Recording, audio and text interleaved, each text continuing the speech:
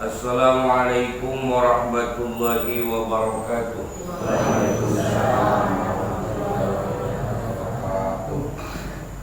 Alhamdulillahi rabbil alamin wa bihi nasta'inu ala umuri dunya waddin. Wassalatu wassalamu ala rasulillahi ajma'in. Amma ba'du. Allahumma rabbi syrah li sadri wa yassir li amri wahlul 'uqdatam min lisani yafqahu qawli. La haula wa la quwwata illa billahil aliyyil 'azim. Ibu bapak hadirin kaum muslimin jamaah Mushola Al-Huda yang saya hormati dan Allah muliakan. Mudah-mudahan hakikat Allah Subhanahu wa ta'ala kita semua selalu berada di dalam kenikmatan, selalu berada di dalam ridhonya Allah, rahmatnya Allah. Juga mudah-mudahan kita semua senantiasa Allah kuatkan lahir batin, Allah kuatkan iman Islam, sehingga bisa istiqomah dalam melaksanakan ibadah kepada Allah Subhanahu wa ta'ala. Amin ya Allah ya rabbal alamin. Salawat salam tentunya kepada panutan alam Nabi kita tercinta, Nabi besar Nabi Muhammad sallallahu alaihi wasallam. Juga tak lupa kepada para sahabatnya, para tabi'in tabi'atnya, umum kepada umat-umatnya, bil khusus kita semua yang hadir di tempat yang mulia ini. Mudah-mudahan mendapatkan syafaat dari Nabi Muhammad kelak nanti di akhirat. Amin ya Allah ya rabbal alamin. Juga ma'asyiral muslimin wal sumratal mu'minin rahimakumullah. Alhamdulillah kita bersyukur kepada Allah Subhanahu wa ta'ala. Kita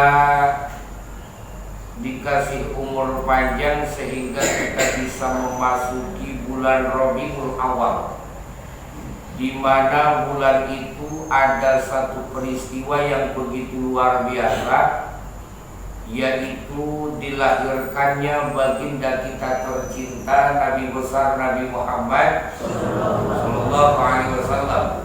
Karena lahirnya di bulan Rabiul Awal. Lahirnya baginda Nabi itu harinya hari apa? Hari Senin. Tanggal berapa?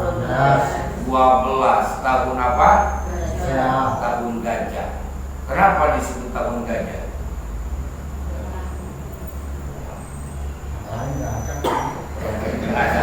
Perang gajah dan tambang. Kenapa? Pasukan gajah menyerang. Pas kebenaran pasukan gajah, Raja Abraha naiknya gajah. Lahir baginda Nabi mau menyerang Ka'bah. Kalau pada waktu itu Raja Abraha naiknya tank wajah, maka pasti bakal disebut tahun tank wajah. Ya, gimana naiknya aja waktu itu. Kalau naiknya misalnya motor, jadi disebutnya tahun motor. Dikarenakan waktu itu gajah yang menjadi kendaraannya, makanya disebut tahunnya tahun gajah. Masehinya 571 Masehi. Itu. Kalau hijriahnya ya belum ada, karena mulai terhitungnya hijriah ketika baginda Nabi hijrah dari Mekah menuju Madinah. Kemudian baginda Nabi Muhammad sallallahu alaihi wasallam sosok laki-laki yang begitu hebat dan luar biasa. Bahkan di antaranya Nabi dan Rasul, Sayyidul Anbiya, Sayyidul Mursalin, Khatamin Nabiyyin, baginda Nabi itu pemimpin para nabi. Nabi itu kan semuanya ada 124.000 nabi. Ada berapa? 124.000 nabi. Yang Rasulnya ada 313. itu Rasul. Nah sekarang pertanyaannya, antara Nabi dan Rasul pangkatnya tinggian mana? Tinggian Rasul. Setiap Rasul pasti Nabi, tapi tidak setiap Nabi itu Rasul. Makanya tinggian pangkat Rasul. Yang wajib diketahui yaitu 25, yang alhamdulillah kita gak hafal semuanya. Yakin saya tanya satu-satu gak hafal semuanya. Yang 25, padahal itu wajib loh kita tahunya. Kadang-kadang kita bangga diri, merasa benar, merasa agak pernah dosa. Pas begitu ditanya rukun iman nggak tahu. Ditanya misalnya jumlah nabi yang 25 nggak tahu. Padahal itu wajib loh kita tahunya, yang 25 itu.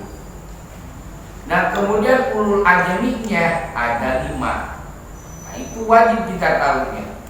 Nah sekarang sifat yang wajib kepada Rasul ada berapa? Bukan. Sifat yang wajib kepada Rasul ada berapa? Hah? Ada berapa?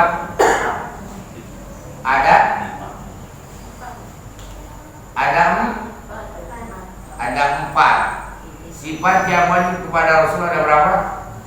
4. Yang mustahilnya 4. Sidik, amanah, tabligh, fatona. Nah, sidik, amanah, tabligh, fatona. Yang mustahilnya 4. Yang pertama hizib, khianat, kitman, barada. Bodoh artinya. Kalau ada mau didirikin ada sidik, benar, kizib, bohong, amanah, dapat dipercaya, khianat, menyelisih janji, kitman, tabligh, menyampaikan wahyu, kitman, menyembunyikannya, fatona artinya cerdas, balada artinya bodoh. Itu sifat wajib dan muhal di Rasul. Salatullah salamullah ala taha Rasulillah. Salatullah ala yasin habibillah. Lagi ya. Sidik, benar, kizib, bohong, amanah, dapat dipercaya, khianat, menyelisih janji, tabligh, menyampaikan wahyu, kitman, menyembunyikannya, fatona cerdas atau pandai, balada artinya bodoh. Itu sifat wajib dan muhal di Rasul. Salatullah salamullah ala taha Rasulillah. Salatullah salamullah ala yasin habibillah. Tawassalna bismillah wa bil hadi Rasulillah wa kulli mujahidillah bi ahlil badri ya Allah. Itu sifat yang wajib kepada Rasul, wajib kita tahunya. Kemudian ada sifat yang jaiz kepada Rasul.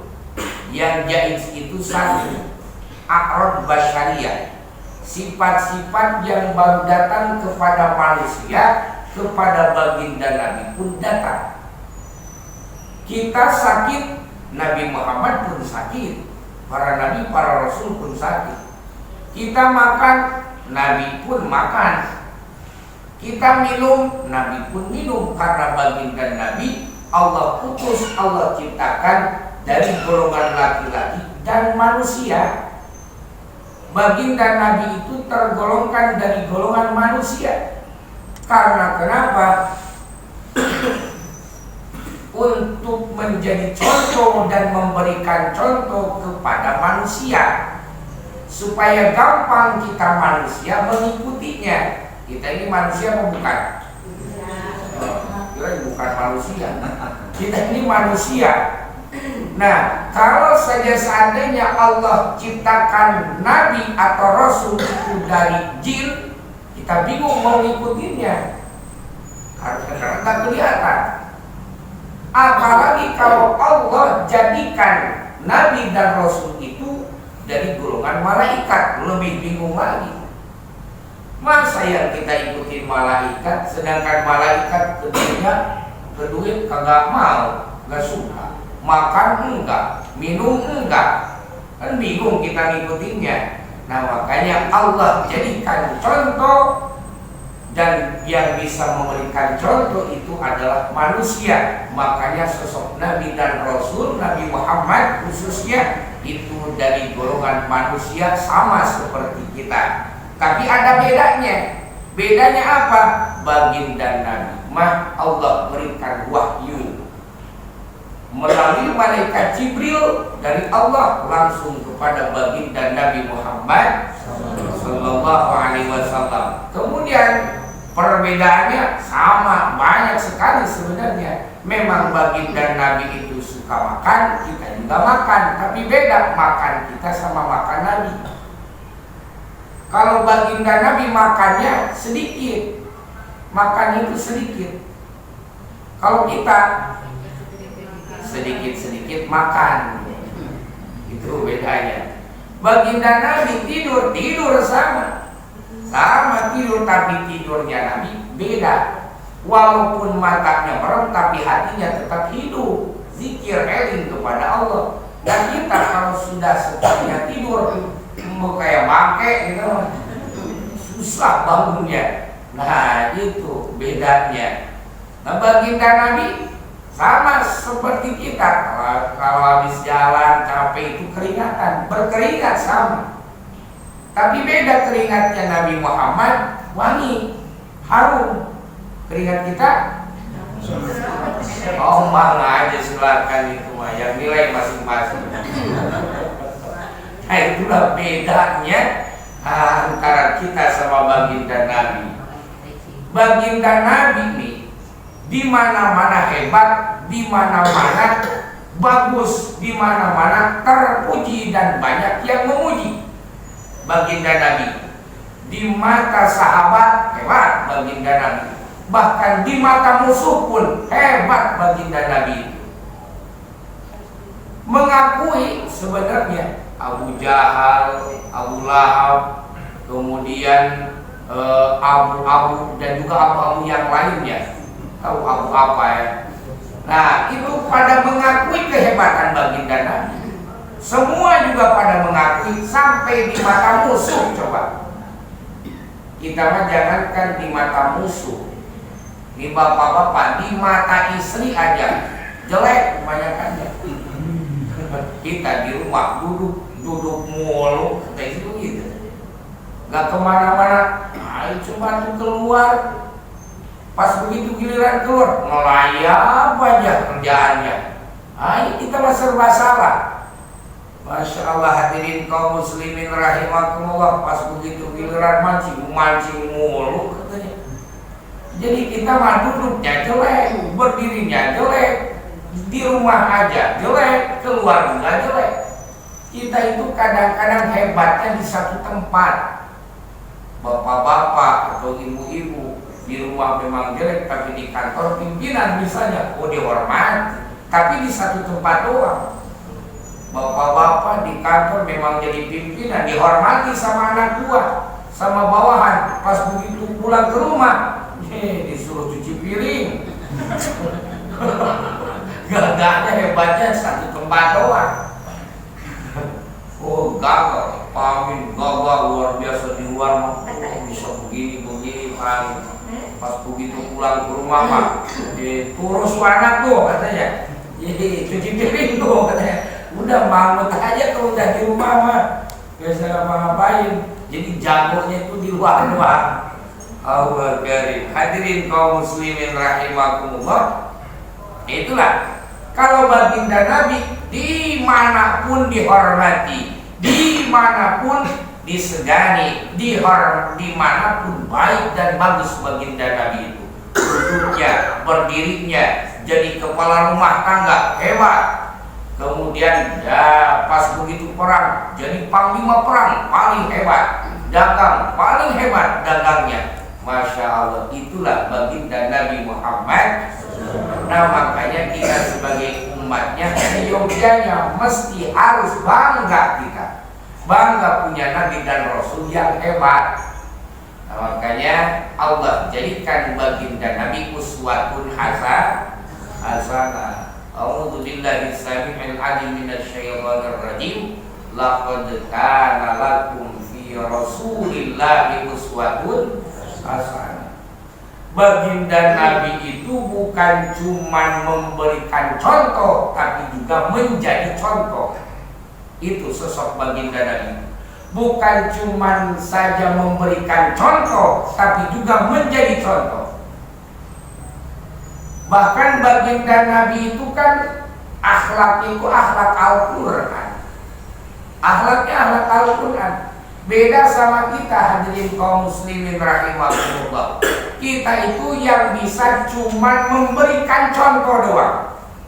Makanya kita sangat-sangat miris, sangat-sangat krisis. Terkadang tidak sedikit banyak orang yang cuma bisa memberikan contoh, tapi tidak menjadi contoh. Apa bedanya? Baginda Nabi itu sebelum melakukan dirinya sudah merasakan. Sebelum disampaikan baginda Nabi sudah melakukan. Bicara misalnya tentang harus menyantuni anak yatim, memang baginda Nabinya disebut Abul Yatim, bapaknya anak yatim. Kemudian baginda Nabi suka membantu orang-orang lemah, fakir, miskin, jompo-jompo tua. Memang baginda Nabi dekatnya sama orang-orang miskin, sama orang-orang lemah, kaum du'afa.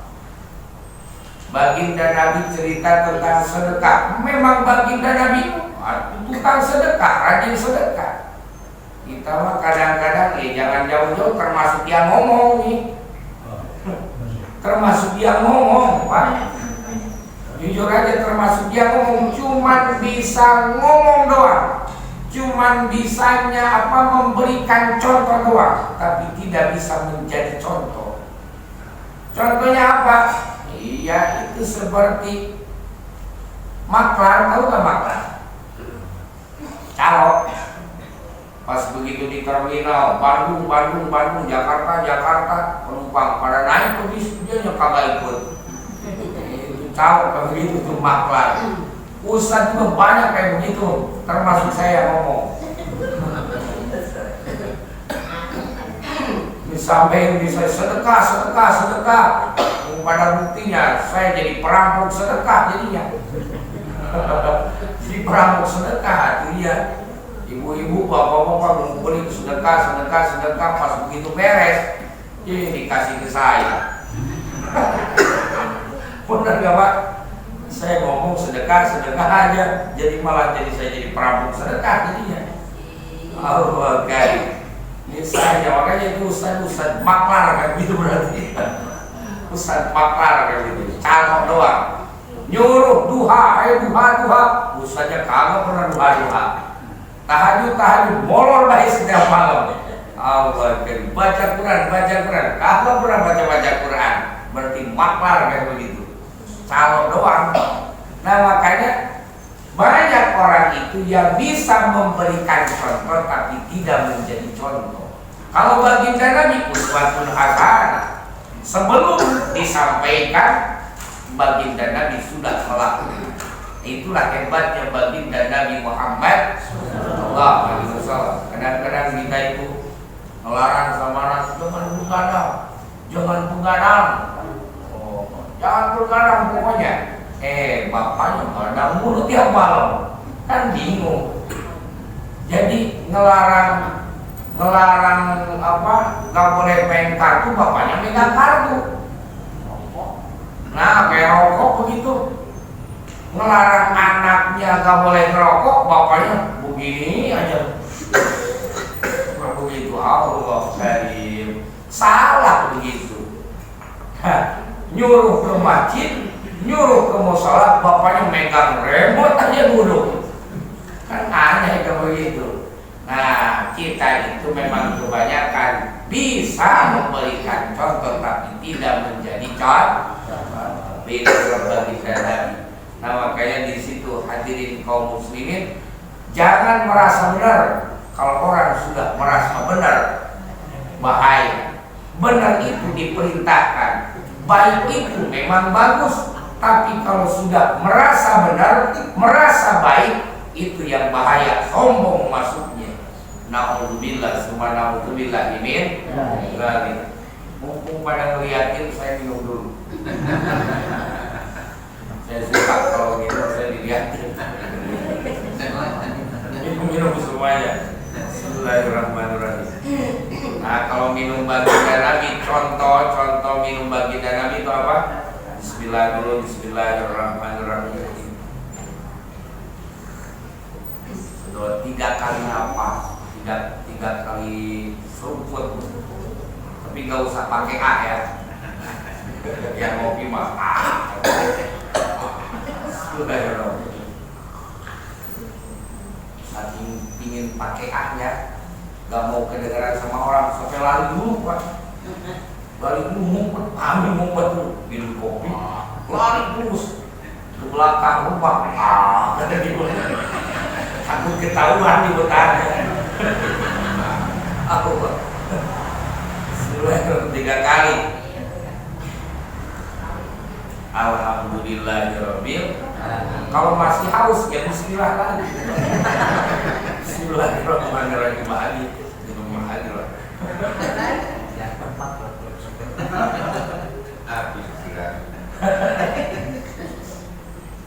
Juga tahu nih yang lagi pada nesu juga haus berita. Dalam hatinya mana di kopi gitu. Ada yang keluar teh. Itu jangan dianggap serius. Kepada ya biasa aja itu. Jangan dianggap humor ya. Nah, lanjutin tadi. Sampai mana tadi ya? Suci koko ya. Nah, itulah baginda Nabi Muhammad. Bahkan Sayyidina Abu Bakar As-Siddiq radhiyallahu ta'ala anhu, sebelum masuk Islam, Sayyidina Abu Bakar masih di waktu zaman jahiliyah. Sayyidina Abu Bakar itu di zaman jahiliyah belum masuk Islam, dagang di Syam, negara Syam. Nah, pas begitu Sayyidina Abu Bakar dagang di Syam, kemudian pada suatu hari Sayyidina Abu Bakar ini tidur. Ini Sayyidina Abu Bakar belum masuk Islam ya. Jadi cerita sebabiat Sayyidina Abu Bakar masuk Islam. Begitu pada suatu ketika, suatu hari Sayyidina Abu Bakar itu tidur. Pas begitu tidur, dalam tidurnya bermimpi. Nah, saya sampaikan, belok dulu sedikit. Orang yang meninggal itu kan orang yang tidur itu gambaran orang yang mati. Orang yang tidur itu gambaran orang mati. Kita kalau melihat orang yang lagi tidur, apalagi ngorok ya, gila. Kita gak nyadar, padahal begitu juga kita tidur. Gak nyadar kita. Memang ada yang tidur sadar, bukan tidur. kita ngelihat orang tidur itu kelihatannya tuh anteng, enak, nyenyak banget gitu kan tidurnya. Nah, padahal orang yang sedang tidur itu mimpi dikejar-kejar kuntilanak. Tapi kelihatannya sama kita itu anteng aja tidurnya. Padahal pas begitu bangun dia keringetan, kayak mau capek begitu. Iya kan? Nah, orang yang mati itu ibarat seperti orang yang tidur. Kelihatannya di makom tuh anteng aja. Coba kita ke Sewan. Apa tuh di situ apa? Sewan kan? Selapajang. Kita masuk ke situ area perkuburan itu kayak ranteng semuanya, kayak betah gitu. Itu buktinya kagak ada yang balik lagi.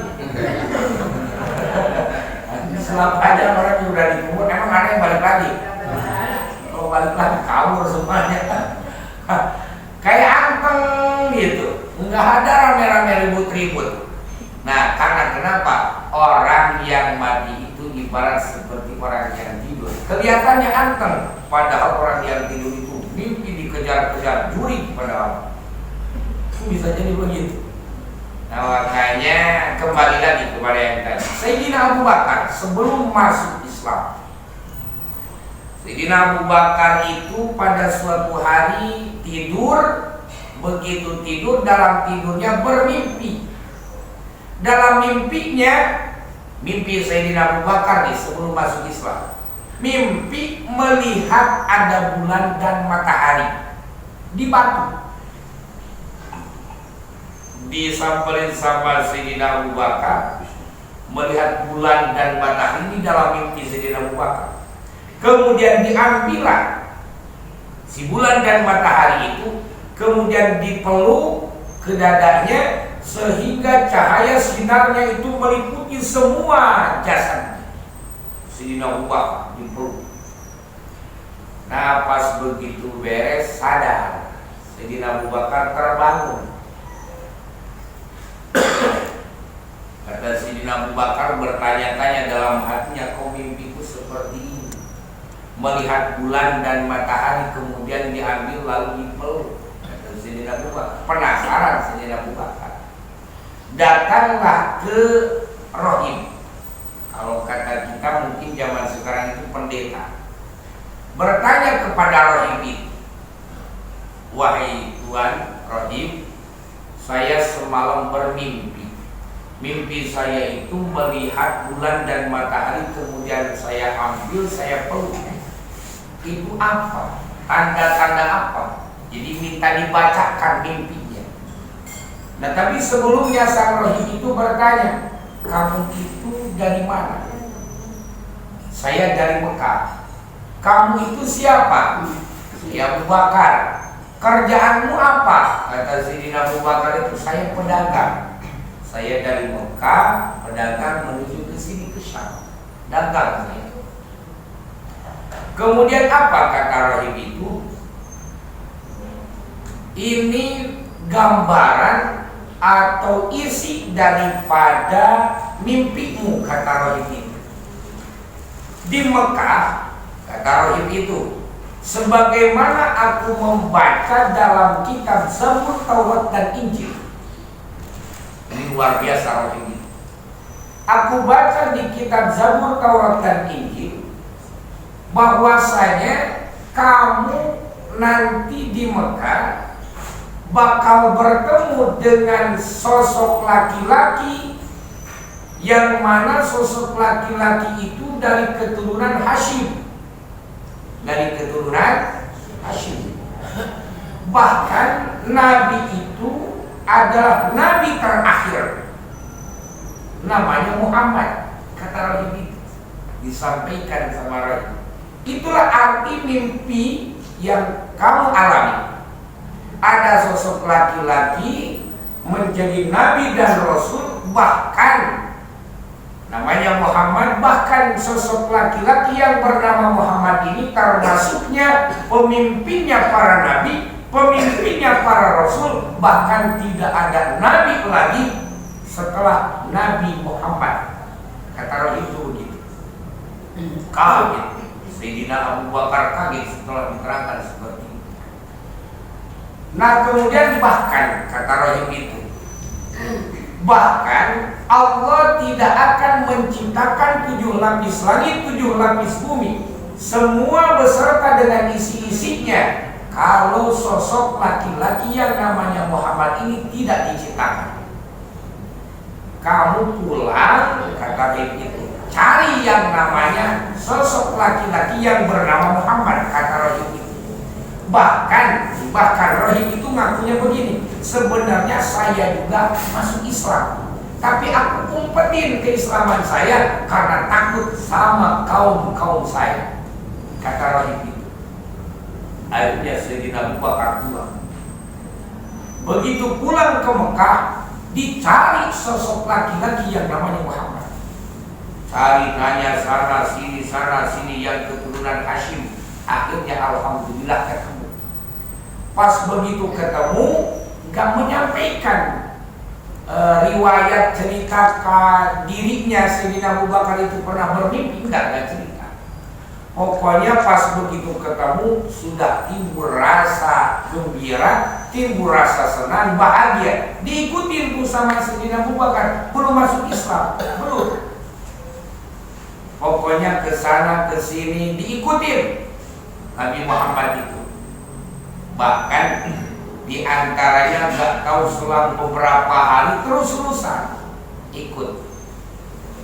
Nah setelah itu baginda Nabi bertanya, wahai Abu Bakar, kamu selama ini ikut saya, setiap hari kamu datang, setiap hari kamu duduk bersamaku.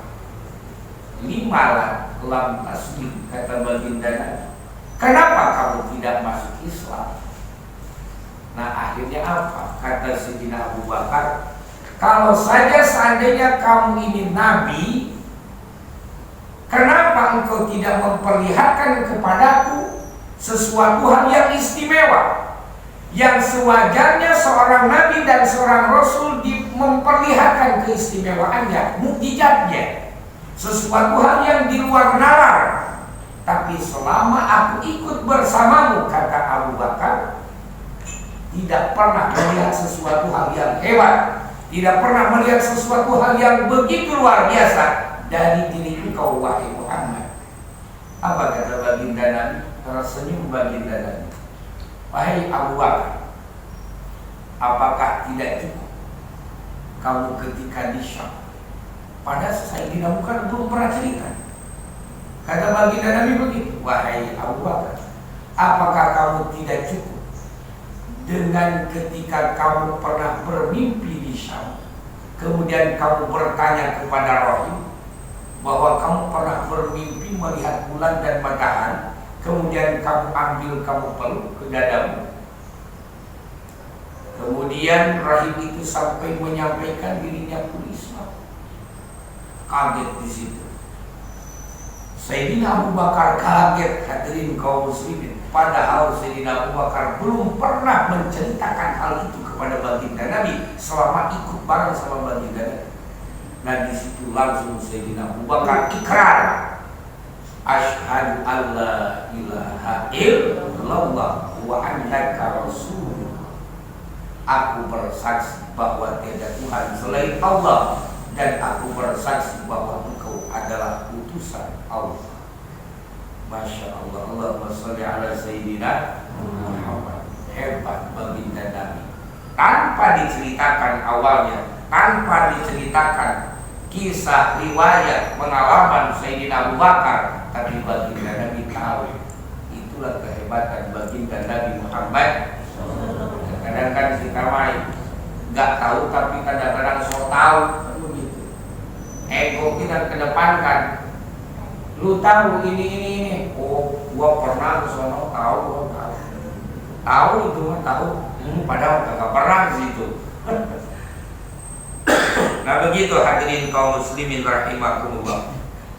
Bahkan di antaranya pernah di dalam kata Wahab bin Manbah radhiyallahu ta'ala anhu, Kata Wahab bin Manbah, aku pernah melihat dan membaca di dalam kitab Zabur. Kitab Zabur itu kitab yang Allah turunkan ke bumi. Itu ada berapa? Tahu ada berapa? Hah? Ada 4. Sebenarnya ada 104. Yang 100 merupakan suhuf, lembaran-lembaran. 60 kepada Nabi Syis. Ada Nabi Syis. Nabi Syis itu anaknya Nabi Adam. Nabi Syis. Kemudian 60 kepada Nabi Syis. Nah, kemudian kepada Nabi Musa, Allah berikan kepada Nabi Musa. Nah, baru di situ kitab Zabur kepada Nabi Daud, kemudian Taurat kepada Nabi Musa, Injil kepada Nabi Isa, Al-Quran kepada Nabi Muhammad Sallallahu Alaihi Wasallam. Jadi yang suhuf-suhuf itu kepada Nabi Syis 60, 30 kepada Nabi Ibrahim, 10 kepada Nabi Musa. Jadi 100 semuanya, 104. Nah, di dalam kitab Zabur kata Wahab bin Manbah radhiyallahu ta'ala, aku pernah melihat di dalam kitab Zabur bahwasanya ada bahasa begini. Ada bahasa bahwasanya Allah Subhanahu wa ta'ala menyampaikan kepada Nabi Daud, wahai Daud, hal tadri ayyul mu'min ahabu ilayya. Ya Daud, kata Allah kepada Nabi Daud, apakah kamu tahu orang mukmin yang paling aku cintai? Apa kata Nabi Daud? La, tidak. Ya Allah, ya Rabbana, aku tidak tahu. Apa kata Allah Subhanahu wa ta'ala? Manusia yang aku cintai itu adalah alladzi idza qala la ilaha illallah, hambaku yang beriman ketika mengucapkan la ilaha illallah, kemudian iksya'arra jilduhu warta'adas mafasiluhu, ketika mengucapkan la ilaha illallah hatinya bergetar, jiwa raganya bergetar ketika mengucapkan la ilaha. Itu hebat. Coba kadang-kadang la ilaha illallah, kemana aja muka, kemana mulut mengucapin la ilaha illallah, kita kadang-kadang kemana-mana hatinya. Nah, dengan perasaan, dengan hati yang paling dalam mengucapkannya la ilaha illallah, bergetar jiwa raga, merasa bahwa diri ini tidak ada apa-apa, merasa bahwa diri ini la haula wala quwata illa billah, tidak ada daya, tidak ada upaya, tidak ada kekuatan kecuali dengan pertolongan Allah. Kita ini lemah, kita ini tidak bisa apa-apa. Pintar dipintarkan sama Allah, sehat disehatkan sama Allah. Kita mau sholat, dimau sholatkan sama Allah. Kita mau tahajud, itu dari Allah. Kita duha, itu dari Allah. Semuanya, kelakuan kita, aktivitas kita, kekuatan kita, kemampuan kita, semuanya juga dari Allah Subhanahu wa ta'ala. Makanya pas begitu mengucapkan la ilaha illallah, ingat terbayang semuanya kita ini lemah, tidak bisa apa-apa.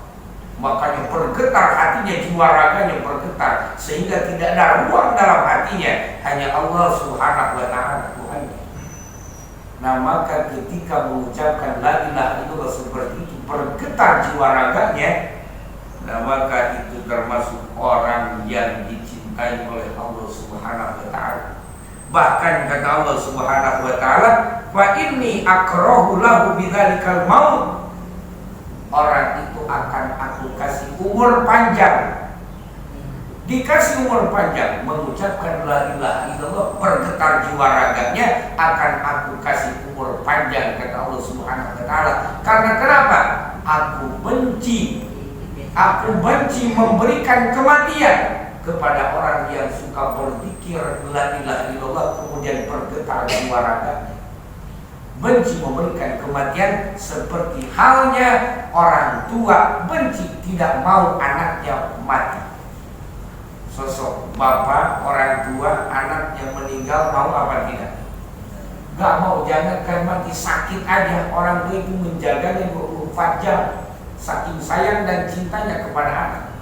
Nah ibarat seperti itu kata Allah Subhanahu wa taala, aku pun tidak mau memberikan kematian kepada orang yang pas begitu berzikir la ilaha illallah bergetar jiwa raganya. Kalaupun meninggal kata Allah Subhanahu wa taala, berarti aku sudah kangen, aku sudah rindu ingin bertemu dengan orang yang suka mengucapkan la ilaha illallah. Hebat, luar biasa. Makanya hadirin kaum muslimin rahimakumullah, berharap mudah-mudahan kita semua selalu dibimbing sama Ustaz Manap di sini, sama yang lain-lainnya diarahin, ayo pengajian, ayo kita kumpul, misalnya tahlilan, yasinan, kan seenggaknya kita itu diarahkan. Berarti kan berzikir, berarti kita itu yasinan baca, eling kita itu. Kadang-kadang kan esek baik susah aja ya, Pak ya. Dipanggil azan sama Pak Ade di sini. Ade mau hadir Allahu Akbar, kalau ada yang datang. Nah nanti mah jangan azan, nyetel dangdut aja. Kalau nyetel dangdut pas maka pada datang. Ini Pak Ade kenapa nyetel dangdut? Lalu dipanggil azan maka datang gitu. Pas begitu di seteling dangdut pada datang. Masih begitu. Allah karim. Hadirin kaum muslimin rahimakumullah, makanya mudah-mudahan kita semua selalu bisa istiqomah dalam ibadah, dikuatkan iman Islam, mampu kuat selalu eling kepada Allah dengan mengucapkan la ilaha illallah Muhammadur Rasulullah. Alhamdulillah kita sudah memasuki bulan Rabiul Awal. Mudah-mudahan semuanya bisa memuliakan, mengagungkan, minimal kita itu selalu membaca sholawat kepada baginda Nabi Muhammad Sallallahu Alaihi Wasallam. Itu saja mungkin, mudah-mudahan ada manfaatnya walaupun ala kadarnya. Mudah-mudahan semuanya sehat walafiat, dikuatkan lahir batin, dikuatkan iman Islam, ditumbuhkan besar dalam hati kita rasa cinta kita kepada Allah dan Rasulnya. Anak-anak kita mudah-mudahan menjadi anak-anak yang soleh-solehah. Amin ya Allah ya Rabbal Alamin. Yang sakit mudah-mudahan diangkat penyakitnya. Kita yang sehat mudah-mudahan sehat dan bisa memanfaatkan sehat kita untuk ibadah kepada Allah Subhanahu wa taala. Rabbana zalamna anfusana wa illam taghfir lana lanakunanna minal khasirin. Rabbana hab lana min azwajina wa dhurriyyatina qurrata a'yun waj'alna lil muttaqina imama. Rabbana atina fid dunya hasanah wa fil akhirati hasanah wa qina adzabannar. Wa sallallahu ala sayyidina Muhammadin nabiyil ummi wa alihi wasallam. Ibadi subhana rabbika rabbil izzati amma yasifun. Wa salamun alal mursalin walhamdulillahi rabbil alamin. Kurang dan lebihnya mohon maaf. Assalamualaikum warahmatullahi wabarakatuh.